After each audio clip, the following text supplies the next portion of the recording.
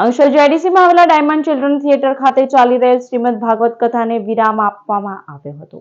અંકલેશ્વરના શકુંતલા, ગુલાબચંદ, શારદા અને પરિવાર દ્વારા જેડીસીમાં આવેલા ડાયમંડ ચિલ્ડ્રન થિયેટર ખાતે શ્રીમદ ભાગવત કથાનું આયોજન કરવામાં આવ્યું હતું, જેમાં કુંડલ કૃષ્ણ શાસ્ત્રીજી મહારાજ વ્યાસપીઠ પરથી અમૃતમય વાણીમાં કથાનું રસપાન કરાવી રહ્યા હતા। કથા શ્રવણનો મોટી સંખ્યામાં ભાવિક ભક્તોએ લાભ લઈ રહ્યા છે। આ કથાને ગતરોજ વિરામ આપવામાં આવ્યો હતો। કથાના અંતિમ દિવસે મોટી સંખ્યામાં ભાવિક ભક્તોએ કથા શ્રવણનો લાભ લીધો હતો।